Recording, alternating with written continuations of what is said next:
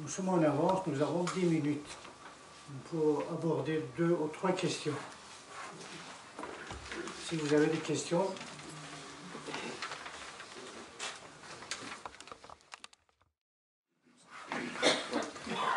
Bon, d'abord, je suis ravi vraiment d'être là avec vous aujourd'hui. Je suis Ahmad Ilaïs, professeur saoudien en Arabie Saoudite de l'Université de Roi Saoud à Riyad. Et ravi vraiment d'être là parmi vous aujourd'hui. Je voudrais juste au fait revenir aux 2 premières interventions concernant un sujet qui m'a vraiment interpellé. Ce que vous avez parlé des droits de l'homme, enseignant que le régime en fait qui n'accepte, qui garantissent pas en fait ces droits de l'homme en fait sont voués à la disparition, donc soit à l'existence ou bien à la disparition, et a été partagé aussi par la deuxième intervention de monsieur Jean-Antoine Debras. Voilà, j'ose dire en fait que c'est une approche en quelque sorte dogmatique, parce que qui ressemble en fait à la célèbre phrase de George Bush juste avant l'invasion de l'Irak: soyez avec nous, sinon vous êtes contre nous. Et donc c'est une déclaration, à mon avis, de choc de civilisation, une guerre en fait entre civilisations.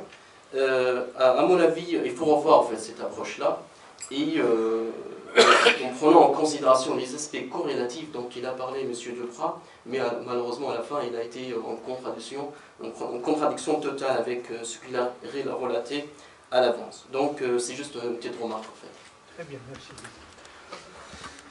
Si vous permettez, je vous fais une petite remarque. De toute façon, c'est ce que j'avais déjà indiqué, j'ai dit, le monde aujourd'hui, c'est le monde de la démocratie, le droit de l'homme, de la liberté. Les régimes qui acceptent ces principes, ce sont des régimes qui partiennent dans le monde. Il faut vivre avec le monde. S'ils ne voulaient pas, s'ils rejettent ces principes, ils sont condamnés à disparaître. Vous pouvez faire une comparaison avec les sociétés civiles qui se trouvent dans le monde, avec la société qui actuellement existe chez Daesh. C'est laquelle qui peut exister. Voilà. En ce qui me concerne, je donne la parole à monsieur le professeur. Alors, je voudrais d'abord vous m'expliquer en quoi je me suis contredit. Si tout simplement vous avez dit, et même vous n'étiez pas d'accord de toute façon de tout ce que M. Ali Rastabine a relaté concernant en fait, les aspects en fait, qui garantissent vraiment l'existence en fait, des droits de l'homme dans notre société. Il faut quand même donner de temps. Il faut aussi revoir les aspects historiques et culturels et tout.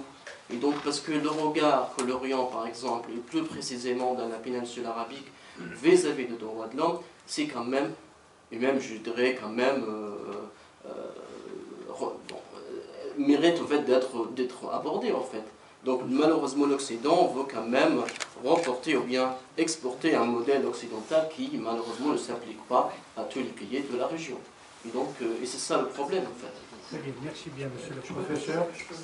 Vous n'ai toujours pas compris en quoi j'ai été contredit, mais c'est pas grave, parce que j'ai beaucoup apprécié votre exposé pro-domo. Ceci dit, je crois que vous n'avez pas très bien compris ce que j'ai dit. J'ai parlé d'une approche systémique. Je n'ai pas pris de position. J'ai simplement dit qu'il y avait un certain nombre de facteurs qui faisaient que, en termes d'évolution, si vous voulez qu'on rentre dans l'histoire de France, on va le faire, j'ai donc un certain nombre de facteurs qui amènent à l'évolution des systèmes politiques vers une plus grande prise en considération de la société civile. Je n'ai pas instruit de procès. Je crois que vous n'avez pas bien saisi l'approche systémique. Je me permets de vous renvoyer aux bons auteurs, Crozier, Edgar Morin, par exemple, comme ça vous saurez ce que c'est que l'approche systémique. Je ne vous en veux pas, mais apprenez ce que c'est que l'approche systémique, et après nous discuterons. Très bien, merci. Je prends une seule question parce qu'on n'a que 2 minutes. Je vous en prie, Madame Ponce. Voilà. Donc, bonjour messieurs, mesdames et messieurs. je suis très heureuse d'être parmi vous, d'autant que je suis très ignorante de la question.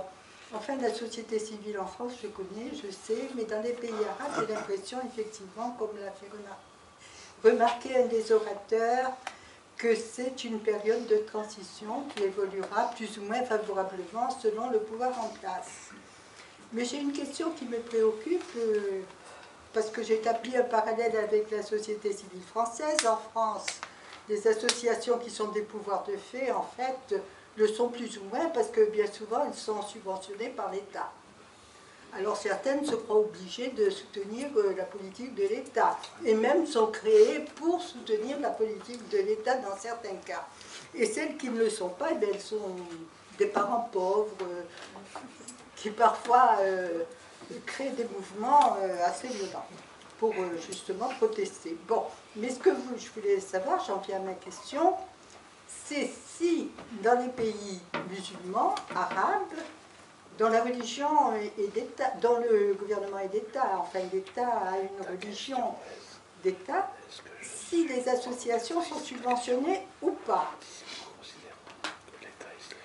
Voilà, c'est tout, c'est ma question. Je pense que partout dans le monde, les associations sont subventionnées par les États. Ce n'est pas seulement ici en Occident, en Moyen-Orient, partout. D'après mes informations, sont subventionnés. Oui. Mais chez nous, en France, il y a des associations qui refusent toute subvention aussi. Hein. Il y a cette liberté d'être ou ne pas être. Tandis que chez vous, est-ce que c'est une obligation d'être subventionné? Non, ce n'est pas obligatoire, mais en principe, c'est subventionné. Merci. Unfortunately, I don't. I'm je suis journalist to Yemen, but I don't speak French. I just here a few months, but I can't speak English. I'm the editor-in-chief of Yemen Online, it's daily news in English, and in fact, I'm very interested. I'm sorry. I'm very interested in debate like this, and that's why I'm here today. So unfortunately, I can understand that a very important discussion, I guess. So I hope if there is possibility someone to help, because I think that I'm going to participate seriously in this discussion, if that's possible. Très bien, merci, on a bien compris. Et la prochaine fois, de toute façon, on va mettre des traducteurs pour la traduction. Merci beaucoup de votre présence.